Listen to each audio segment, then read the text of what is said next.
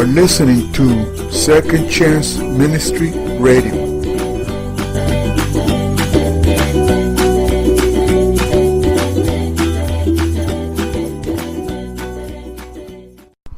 For you shall worship no other God, for the Lord, whose name is jealous, is a jealous God. Exodus 34:14.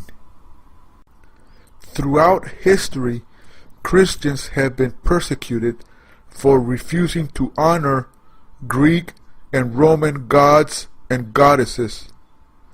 The following are stories of such God and goddesses. Enjoy and God bless. Ουρανός και γαία ήτανε οι πρώτοι κυβερνήτες του κόσμου και οι γονείς των κύκλοπων, των γίγαντων και των τίτανων. Από δύο τίτανους, Χρόνος και Ρία, γεννηθήκανε παιδιά που αργότερα αποδειχτήκανε οι θεοί.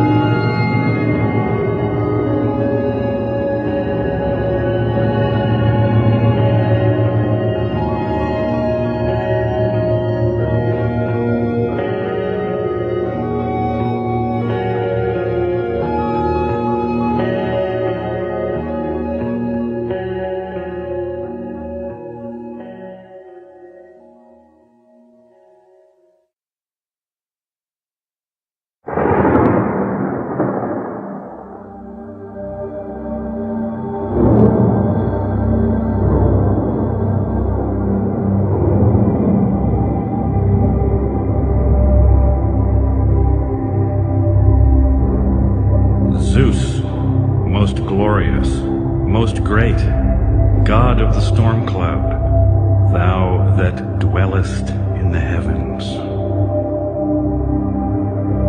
Zeus, regarded as the supreme ruler of the world, was charged particularly with responsibility for the sky.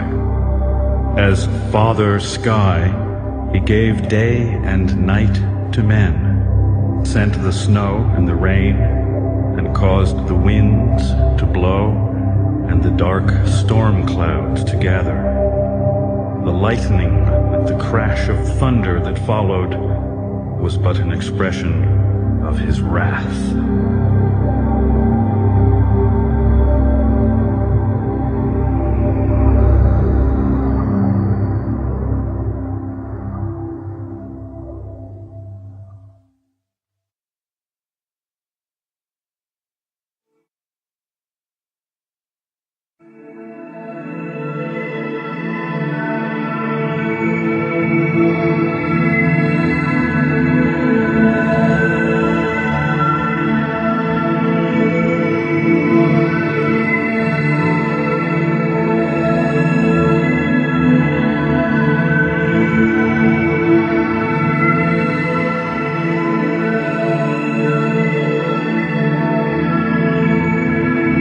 Was raised by her nurses, the seasons. From her mother she learned a goddess can become a snake, but that this is no defense against anything. Raped by the King of Heaven, her brother, the act deprived her of all magical power except that of prophecy. And so on the day of her marriage to him, while accepting gifts from all the gods, she could look into the future and see a wedding night that would last 300 years. Zeus was a brutal husband and leader. His infidelities and sabotage routine, the constant beating down, wearing of a smooth trust, was how she became as he was. Ruthless and vindictive, she missed no opportunity to undermine him. The children she bore were conceived in his absence. Her many betrayals were devious, although not very effective. How hollow a consolation it was to be worshipped as a great goddess, the protector of marriage and women, had no sympathy or compassion for her sisters, the lovers and victims of her husband. She sought a vicious revenge against them, too. Zeus responded in kind. He hung her in the sky, weighted her arms and legs with stones so that all the other gods could only stand by and watch, and Hera understood the extent to which she was alone, with no one strong enough to help her. She became a captive of her own twisted thoughts, knew only false laughter, lined her eyes in black. And though she had been raised by the seasons, the scent of winter coming brought with it an unshakable dread. And her withered spirit became so confused and human that she mistook her own aching soul for the heart of a god.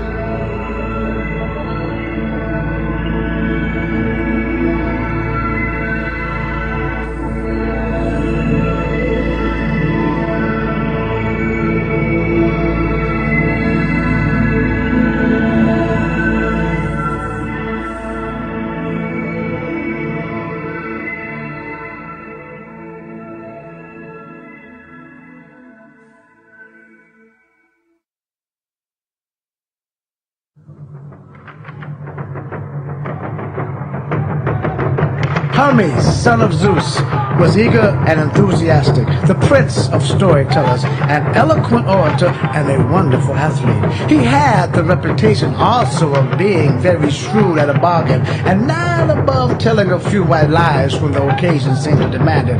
The Greeks also worshipped him as the god of shepherds, the protector of heralds and travelers, and as the guide of souls in their journeys to the lower worlds. But it is as messenger to the gods that he is chiefly remembered today. Hermes was only a few hours old, so the myths say, when he walked out of the cave on Mount Selene in Arcadia, where he was born, to see whether he could find anything interesting to do. Just outside he found a tortoise, from the shell of which he straightway constructed a lyre, although very crude in shape. This was the first instance the Greeks thought of a marked tendency of this god toward inventiveness, and an illustration of his practical bent of mind. The babe was born at the break of day, and ere the night fell had stolen away Apollo's herds. The god was extremely fond of playing jokes and very skillful in avoiding unpleasant results from them. He was still an infant when he conceived the notion of stealing some of the cattle belonging to his brother Apollo. Choosing a time when the owner was away, he not only drove off the animals, but killed and roasted two of them. Apollo was very angry and could obtain satisfaction only by securing the aid of Zeus. Zeus was once much attracted by a young woman named Io. To prevent further acquaintance between them, Hera had changed the girl into a white heifer and had placed a guard over it, a 100-eyed creature named Argus. No one had been able to set Io free until Hermes, at the suggestion of Zeus, succeeded in putting Argus to sleep, thus allowing the heifer to escape. Like all of Hermes' ideas, his plan on this occasion was very clever. He began by telling an interesting story. A second followed, and a third. Still, Argus was not tired, but begged for more, for the god's tales were always charming. Gradually, the accounts grew longer and less interesting. One by one, the 100 eyes began to close until Argus was sound asleep. It was easy enough to kill him then and free Io from so unpleasant a guard. In memory of the maiden whom Zeus loved, the innermost of the planets of the satellite Jupiter is called Io. Foot-feathered Hermes appeared sublime Beyond the tall treetops endless time, then shoots the slanted hailstorm. Down he dropped toward the ground, but rested not stopped. One moment from his home, only the sword he with his wand light touched, and heavenward, swifter than sight, was gone.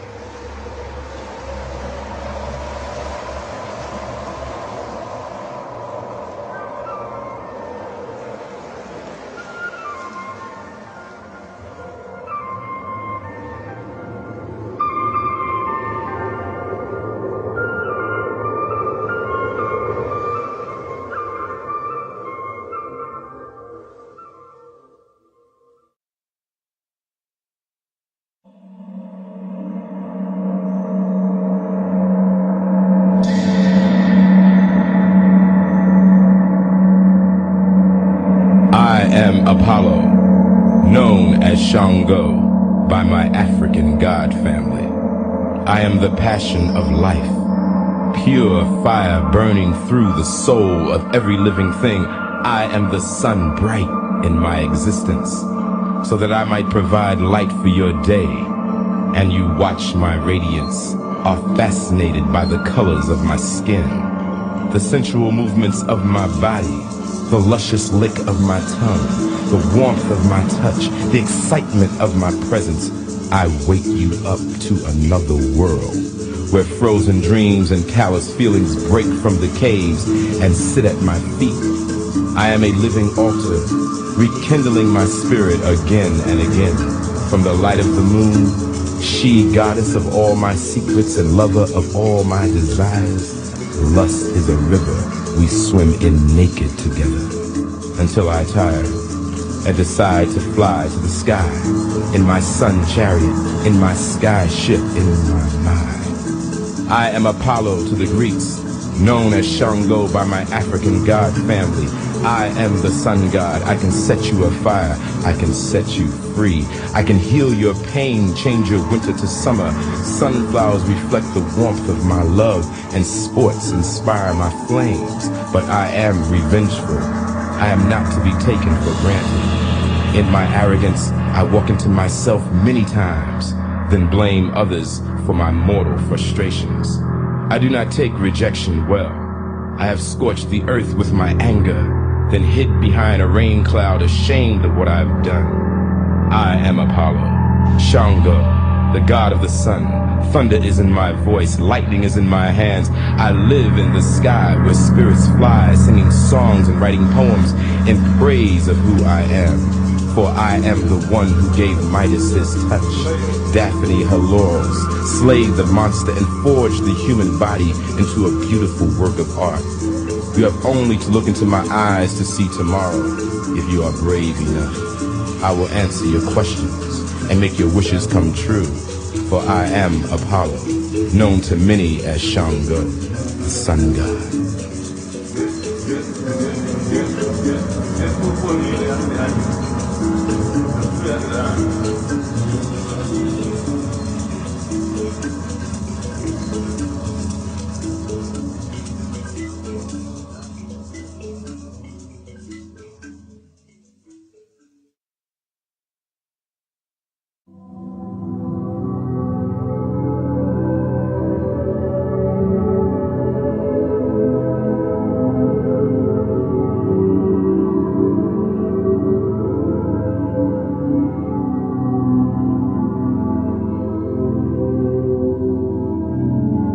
Athena. I sing the glorious power with the azure eyes, Athenian, Pallas, timeless, chaste, and wise.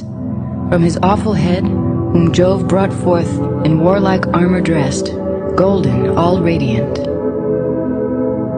Many strange tales have come down to us about the birth of some particular god or goddess, but certainly none of them are more curious than that which is concerned with the birth of Athena.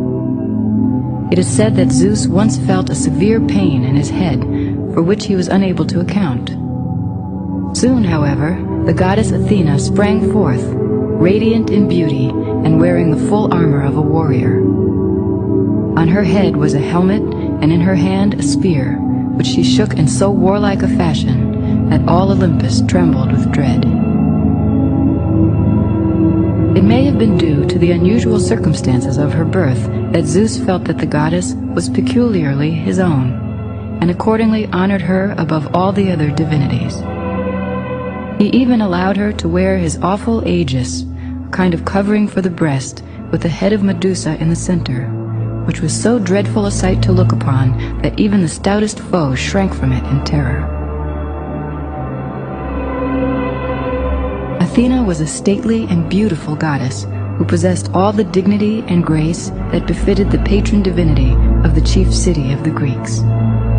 She represented the finest ideals of the Greek race: learning and wisdom, justice, righteous warfare, and all those qualities of men and nations which make for the development of civilization. The arts of peace especially were of her particular care. Through her, men were trained in handicrafts, agriculture was made to flourish, and the arts and letters were encouraged. It was no wonder, then, that the Greeks should have held her in the highest honor, and should have erected for her on the summit of one of the hills of Athens a temple so beautiful that the world has never ceased to admire it. It is known as the Parthenon, and was so called because Athena was an unwedded goddess. Although Athena presided over the arts of peace, she was at the same time a goddess of war. Unlike Ares, however, she was associated with war only when it was waged for righteous ends, and even then her interests were primarily concerned with the inventive power and skill which brings victory, rather than with the contests on the battlefield, in which strength and valor are the dominant factors in success. Athena's great gift to Greece was the olive tree, for it was by its cultivation that the people became prosperous.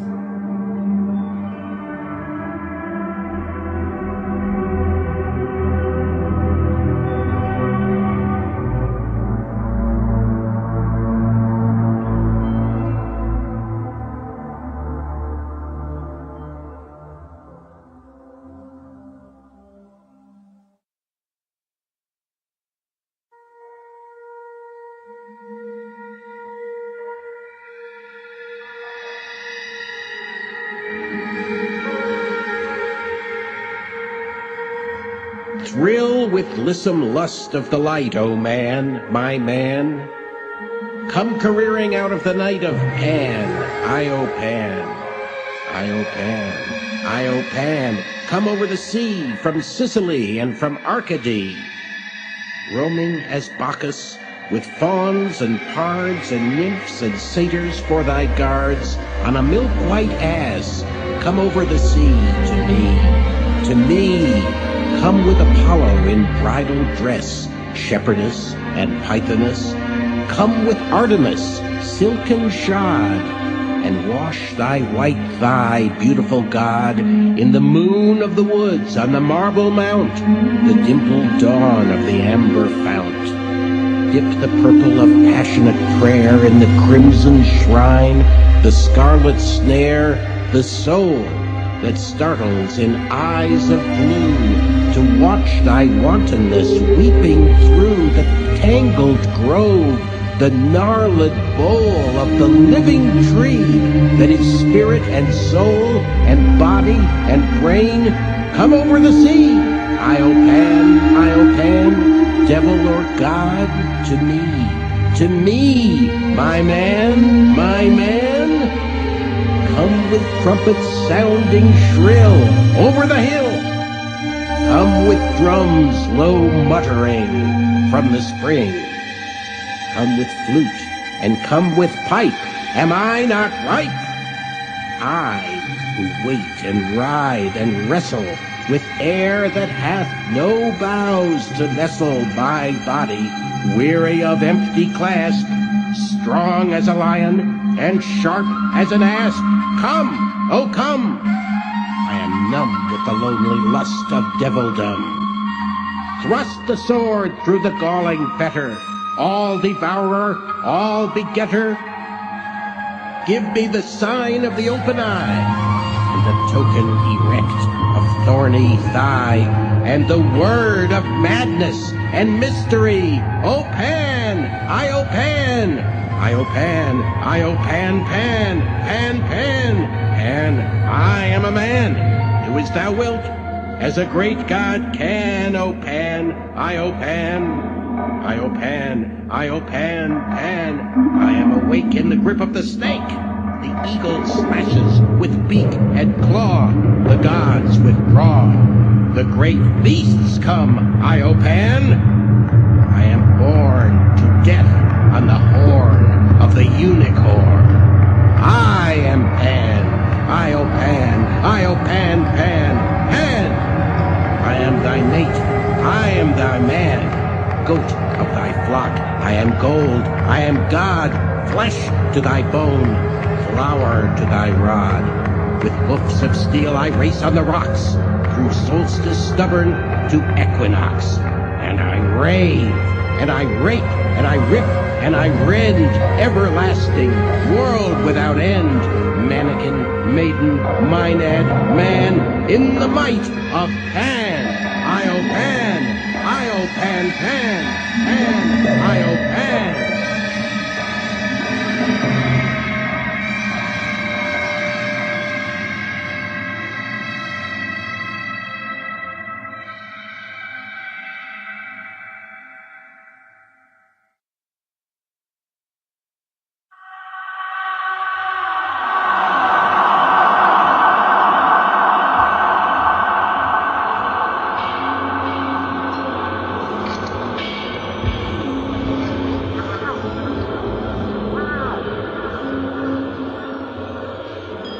The kingdom of the dead, that vast and mysterious region under the earth to which souls of men passed, was ruled by Hades, the stern god of death, who lived there with his young bride, Persephone.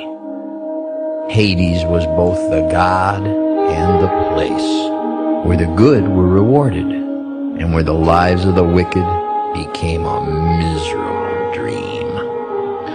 The realm of Hades knew no sun, except in the part called Elysium. The rest of it was wrapped in darkness, but not so much that people could not recognize one another and make their way about. There was always some light, but it was too faint to do more than relieve the blackness of night. Once in Hades, all who died were forced to appear before certain judges. Their deeds in the world above were reviewed, and sentence was passed upon them. The souls were then assigned to their proper places in Hades, some to suffer in Tartarus, and others to dwell happily in Elysium, while those whose lives had not been conspicuous either for good or for evil were condemned to wander aimlessly about, knowing neither pain nor pleasure.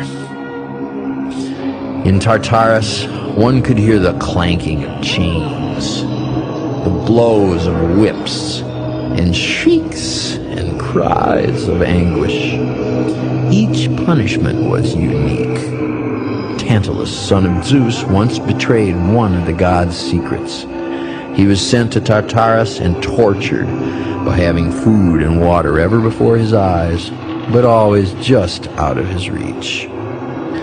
Elysium was set apart as the abiding place of those whose lives in the upper world had been above reproach, although even these had to undergo purification until they had been freed from the last strain of mortal life. Only the souls preeminent in virtue and greatly loved by the gods were allowed to enter Elysium.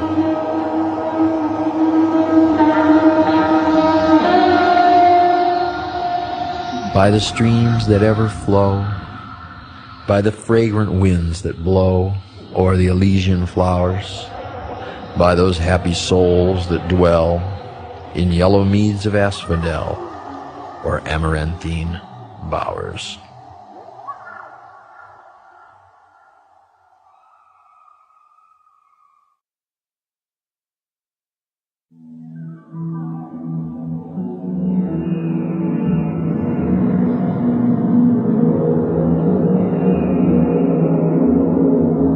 highly adorned Aphrodite, deathless child of Zeus and weaver of wiles, hitching up your chariot. Lovely sparrows drew you quickly over the dark earth, whirling on fine beating wings from the heights of heaven down to the sky and instantly arrived. Aphrodite was not only beautiful beyond words, but in addition, she possessed all the charms and graces associated with womanhood. Aphrodite is said to have sprung from the foam of the sea and was wafted first toward the island of Cythera and later to Cyprus, where she stepped out upon the shore in radiant light. Here the seasons welcomed her, and clothing her in jewels, took her to the shining palace upon Mount Olympus, and there introduced her to the divinities of heaven. Lo, this is she that was the world's delight.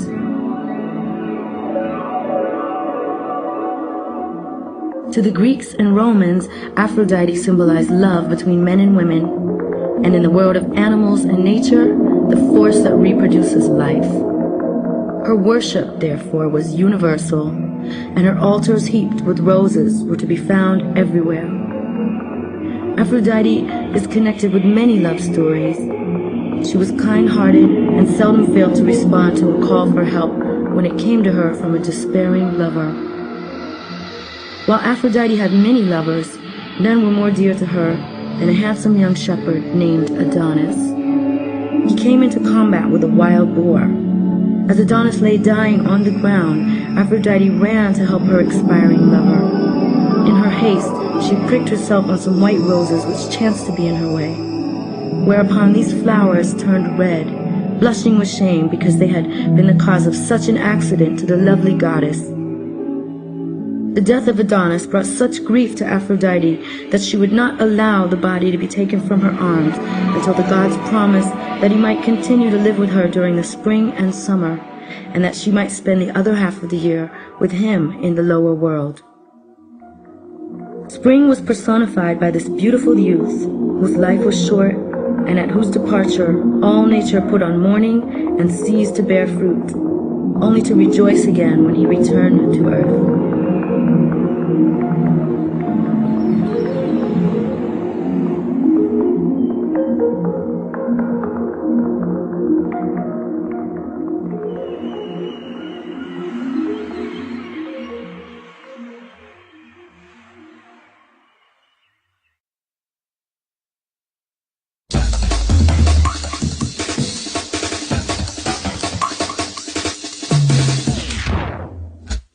Was the son of Aphrodite and constantly attended her. He always carried a bow and quiver of arrows, and being a very frolicsome boy, greatly enjoyed piercing the hearts of both gods and mortals with which he wished to inspire with love. The arrows which he used on these occasions were tipped with gold, but yet others tipped with lead. The latter, far from making persons fall in love, produced exactly the opposite effect.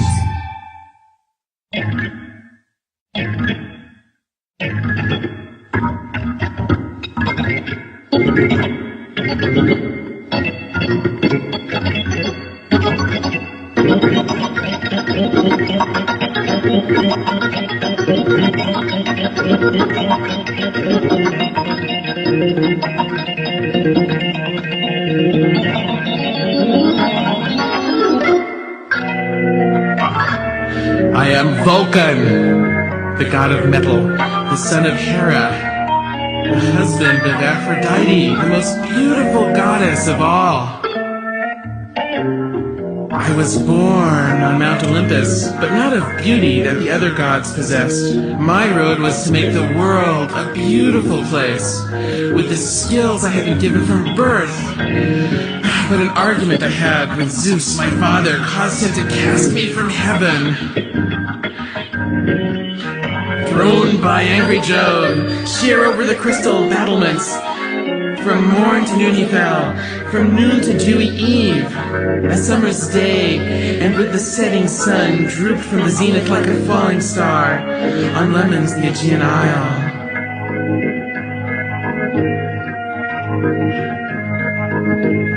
Mortals came to my rescue. My legs were broken, but not my spirit. I was lame, but I was alive. Prometheus, a true friend, brought me the gift of fire, and with this sorcerous light in a cavern of the earth, I taught mortals the magic of fire and steel, of form and substance, the adornments of life and death. I gave man civilization, showed him how to build palaces and cities, how to tear them down. I am Vulcan, the god of metal, the anchor of the earth cast into the sea. I am a blacksmith, the eternal hammer, beating out the course of man's destiny. You can see my light as bright as the sun, and sometimes when I have worked too much and shown no gratitude, I erupt, and hot lava overflows from my mouth. My anger can cause the earth to tremble. Often I am seen with a scowl on my face. Not even the gods can say they've seen me smile. Oh, but I am not completely still. Although I have created beautiful handmaidens out of gold to do my bidding, there is only one who can melt the ore from around my heart, and she is Aphrodite. Her beauty makes me smile, and the scent of her skin saturates my soul. The grace of her walk causes flowers to bloom. When she passes by, Aphrodite, how blessed I am, a blacksmith working in the fire of darkness underneath the earth, to awake each day to her morning glow, and to know that only I hold the keys to her heart. I am Vulcan, the god of metal, the weaver of steel.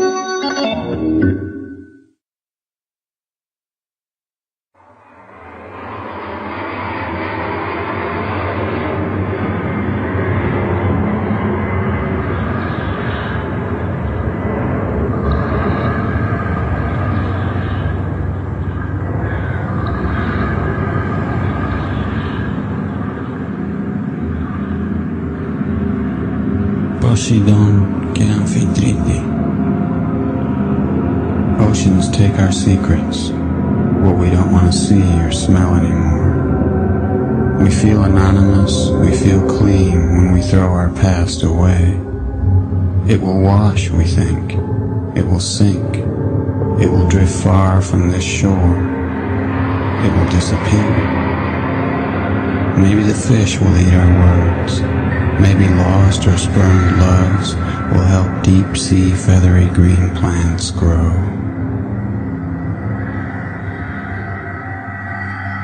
No north matters and west is east, neither above nor below south.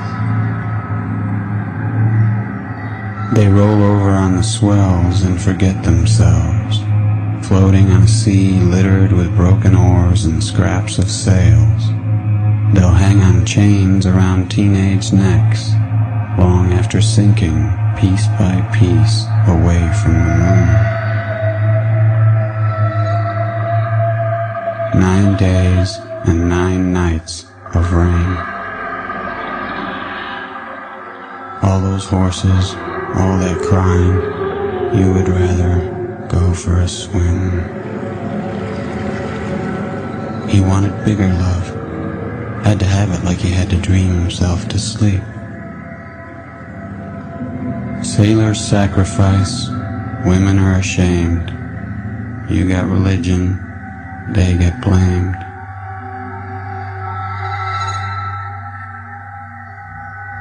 Take her name, eat her tongue.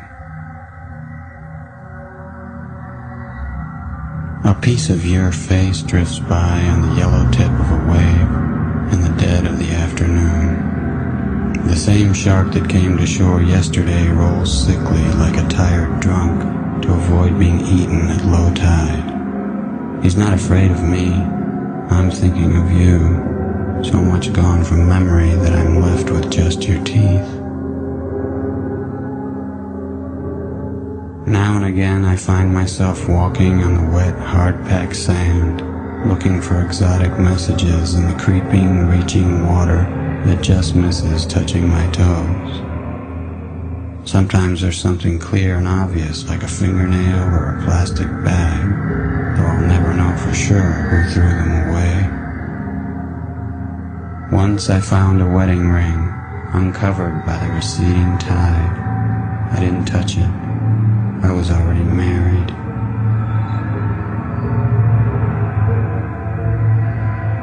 In the beginning, there was less than nothing. No black, no wind, no water.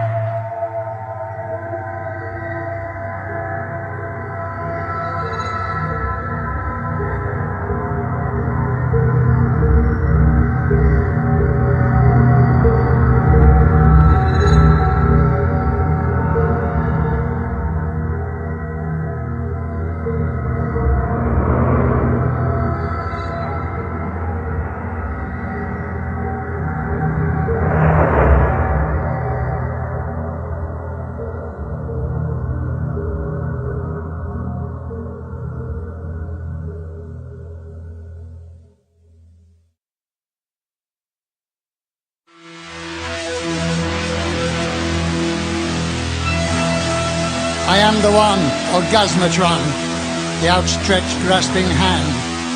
My image is of agony, my servants rape the land. Obsequious and arrogant, clandestine and vain, 2,000 years of misery, of torture in my name. Hypocrisy made paramount, paranoia the law. My name is called religion, sadistic sacred whore. I twist the truth, I rule the world. My crown is called deceit. I am the emperor of lies, you grovel at my feet. I rob you and I slaughter you. Your downfall is my gain. And still you play the sycophant and revel in your pain. And all my promises are lies. All my love is hate. I am the politician, and I decide your fate. I march before a martyred world, an army for the fight. I speak of great heroic days, of victory and might. I hold a banner drenched in blood. I urge you to be brave. I lead you to your destiny. I lead you to your grave. Your bones will build my palaces. Your eyes will strut my crown. For I am Mars, the god of war, and I will cut you down.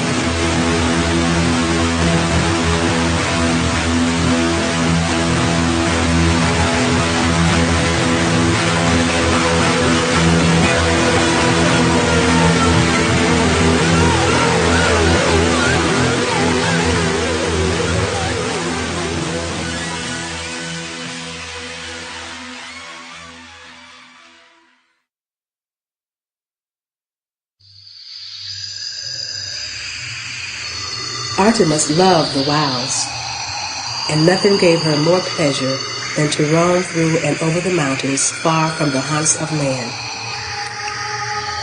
Hunting was her favorite diversion, and it was no uncommon thing for men to hear, far away in the mountains and in the depths of the forest, the baying of the hounds and the cries of the nymphs as Artemis's hunting parties followed in breathless chase the track of the wild boar and the stag.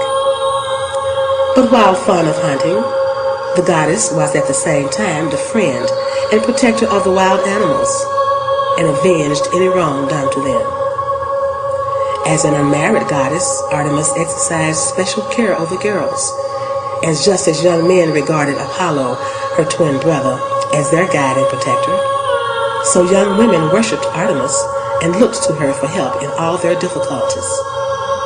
When it was time for them to marry and put away childish things, they brought their dolls to Artemis's altar and left them there as a gift for the gracious goddess who had shown them so many kindnesses. Artemis was also looked upon as the goddess of the moon, and in some curious way, she came to be worshipped as a divinity of the lower world. In this connection, she was known as Hecate.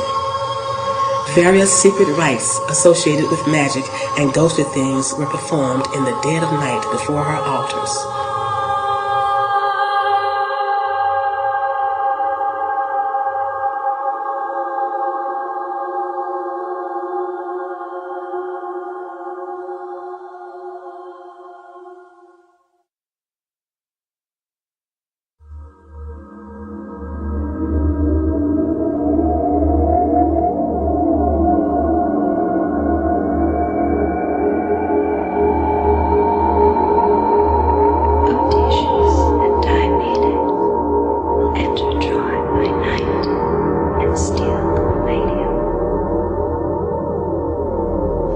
walked away, wrapped in the fillets of a priestess, wailing like the mad woman, waiting for a nation to tip its ear to me.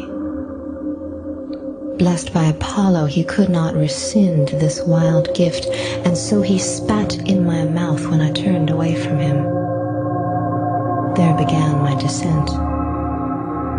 I am only a thin woman with a nightmare in my head and a choir of doom in my ears, and visions.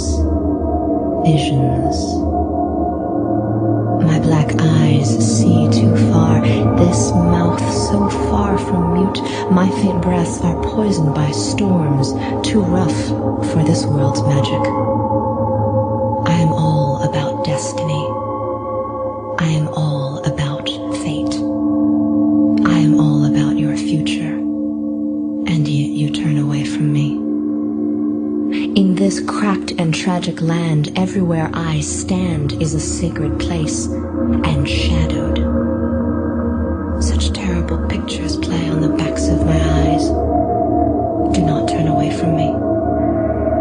You call in prophets and marvel in their little news, while I am underground, and no audience stands or sits to hear me, and so I wrap the night around my shoulders. In my dreams, you are all busy dying. You are so pale when you die. Let me save you. My loves, you are all so devastating to look upon. When I trawl your eyes and see your graves, I hear your little spines about to crack, and know no Trojan hero shall live. It is so quiet in here. I can hear the blood of Troy, which will flood the streets. Swimming in such a deep sea, I look up from the cellar to see a starless room, and know with an awful knowing of what will, what must come. I hear bells and horses, waves and wars. I see floors of blood and do not sleep. Your deaths are swimming over and over in the oceans of my mouth. Do not disappear me. There is no glory in this, no time for me to rise up in robes and call for you people, you sad and doomed people, to behold. Troy, how do you sleep? Clytemnestra, before you raise your hand to me, don't you wish to know how you will fall, and who will take you down?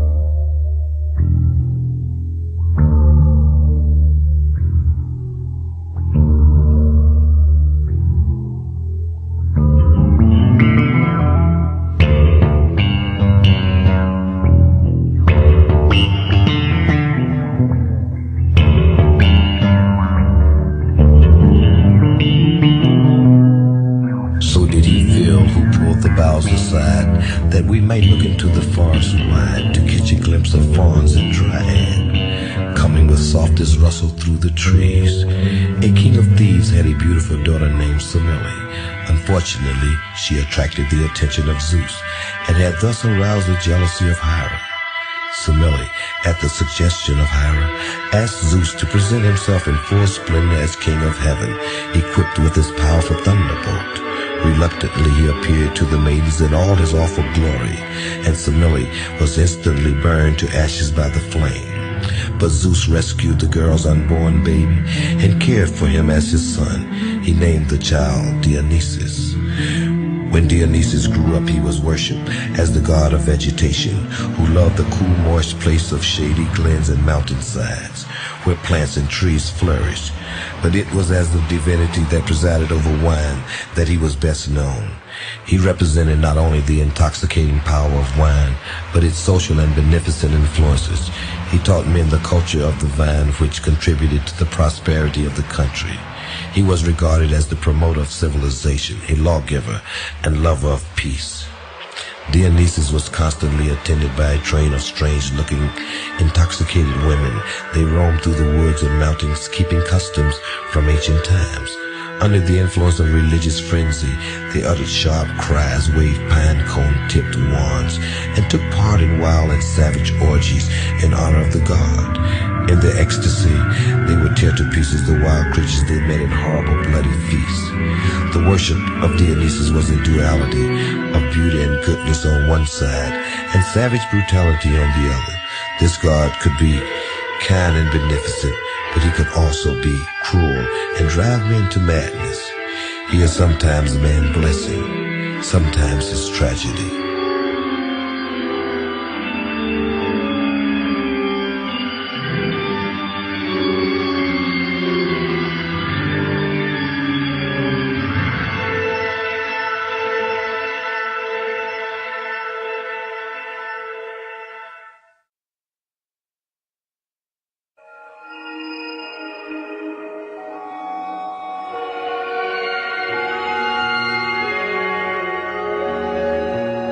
Prometheus was a titan endowed with the power of seeing into the future. He brought the unique gift of fire to man, which raised him far above the animals and made it possible for him to develop the arts of civilization. Zeus, however, did not look with favor upon the race of men and grudged them the use of so powerful an instrument for progress as the heavenly fire. Therefore, when angered by an offense on the part of their champion, Prometheus, he deprived them of this priceless gift. But so great was the desire of Prometheus to further the welfare of man that he was bold enough to steal the fire a second time and bring it down to earth. Zeus was very angry at the theft, and straightway had Prometheus chained to a rock on the wild and rugged Caucasus Mountains.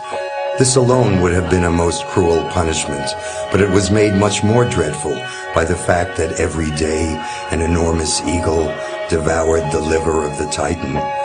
In some strange way, this liver was renewed each night, so that the torture never ceased. But Prometheus bravely endured the suffering, although it lasted many centuries.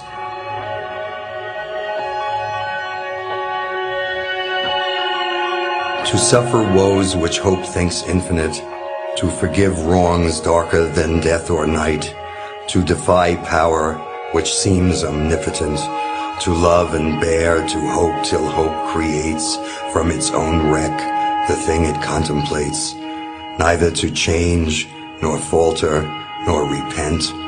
This, like thy glory, Titan, is to be good, great, and joyous, beautiful, and free. This alone, life, joy, empire, and victory.